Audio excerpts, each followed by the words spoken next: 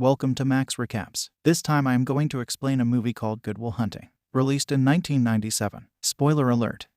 Will Hunting is sitting in his house, reading a book. His close friend, Chucky Sullivan, drives to his place to pick him up. Will joins him. They get in the car and leave. Professor Gerald assigns his students a theorem to solve by the end of the semester, adding that whoever solves it will have their accomplishment published in MIT newspaper. Will is a janitor at MIT. The given theorem is written on a board in the hallway. Will is quietly mopping the floor. After the students leave, he looks at the questions written on the board with wonder. Will and Chucky go to a bar. He is in a light mood. Despite that, Will decides to leave early. He goes home and works on the theorem he saw earlier that day. The next day, he carries out his cleaning duties while solving the theorem on the board in the hallway. Will and Chucky are playing baseball. Will keeps hitting Chucky, complaining that he's crowding the plate. Chucky mentions going to a Harvard bar the following week, and Will seems to agree. Gerald is attending a mid-alumni reunion. His students come and ask him about the person who solved the theorem. He is surprised to see the solution written on the board. He asks different students if they solved it, but no one seems to come forward. Will, Chucky, Morgan, and Billy are attending a baseball game. Will identifies one of the attendees as his childhood bully. They eventually leave to get food. While driving, they notice Will's bully misbehaving again. The group picks a fight with him and the cops show up and arrest Will. Gerald enters his class and notices an unusual number of students present.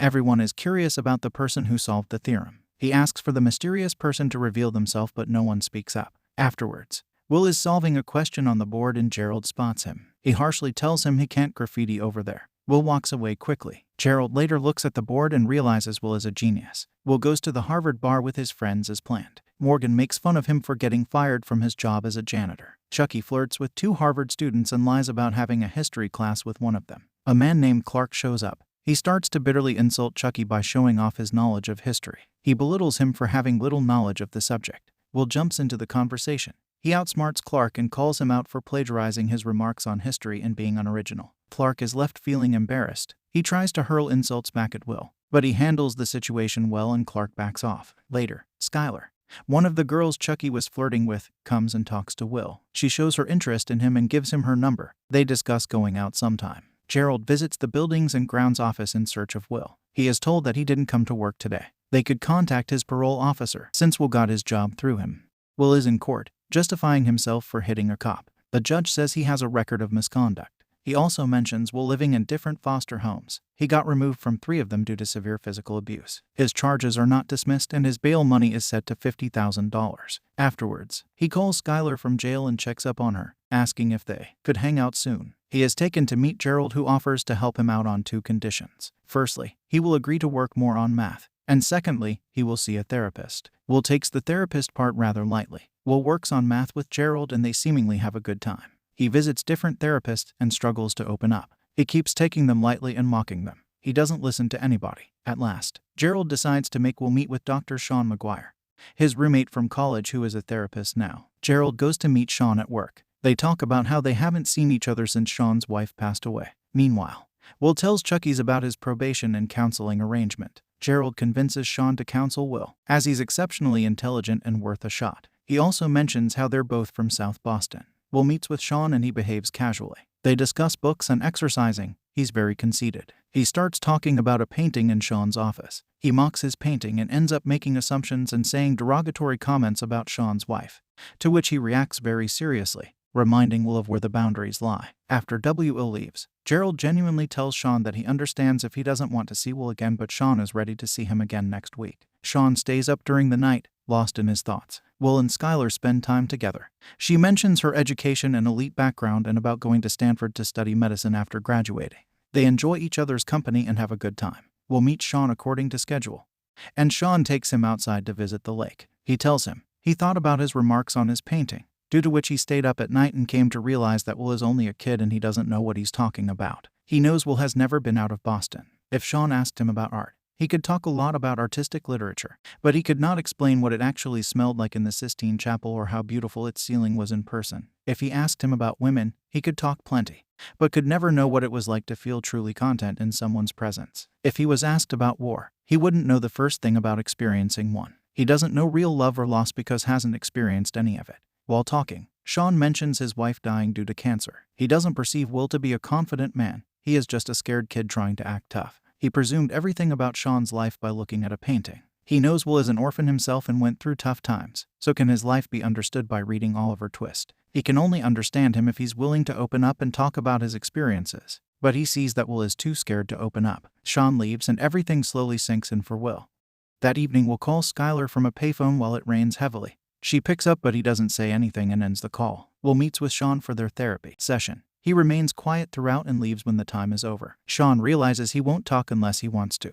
Sometime later, Will is working on solving mathematical problems and outsmarts a polished and learned man with his answers. Gerald is impressed. Will finally starts talking to Sean. When he first cracks a joke, he proudly talks about how he went on a date and didn't care to really check in with Skylar again. Sean calls him an amateur. Will insists that he knows what he's doing, saying she's different from other women he has been with. Sean says he should call her, but he says he doesn't want to ruin what he has at present by getting to know her more because then their relationship will become dull and boring. Sean mocks him for his approach by saying that due to his behavior, he will get through life never really knowing anyone and mentions his own wife's little habits that only he knew about. They laugh together. He says these trivial memories are what truly matter and people choose who they let into their worlds. He reminds Will he isn't perfect. Neither is Skylar. They just have to figure out if they are perfect for each other, and the only way to find out is by giving it a shot. Will asks if he has ever thought about getting remarried, but he shows his loyalty to his dead wife. Will uses Sean's own statement against him, saying that he will get through life never really knowing anyone.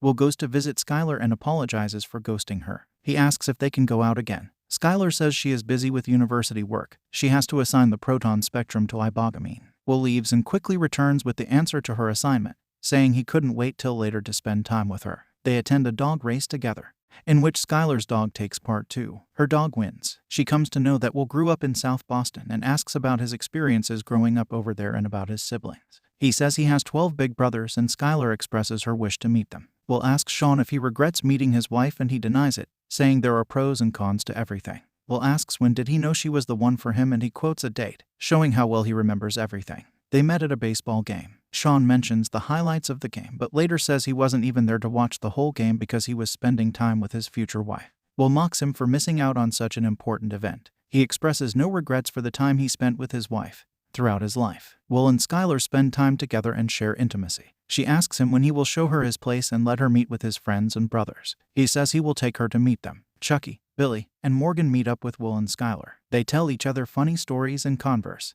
but Will still seems reluctant to show Skylar his personal life. Chucky taunts him humorously, saying that if she saw his living conditions, he'd get dropped like a bad habit. Will manages to persuade him to give him his car keys. Gerald meets Sean to talk about Will. He says he should talk to him about his future, as he has been getting lots of job offers that fit Will's potential. Sean doesn't think Will is ready yet. The conversation gets heated as a conflict arises. Sean wants Will to figure out what he wants to do in life on his own and Gerald wants him to pursue mathematics. He says he sent Will to attend a job meeting. Will sends Chucky to the job meeting instead of him. Chucky behaves casually and leaves the people of the company confused. Skylar asks Will if he has a photographic memory, considering his intelligence and how something as difficult as organic chemistry is so easy for him, despite studying it only for fun. He explains how he is just naturally good at studies. They get affectionate with each other. Later, Skylar expresses her wish for Will to come with her to California. It gets serious when Will clearly shows his fear of abandonment. He fights with her, angrily telling her about his traumatic past. He lied about having brothers. He's an abused orphan. Skylar tells him she loves him, but he says he doesn't love her, chattering her.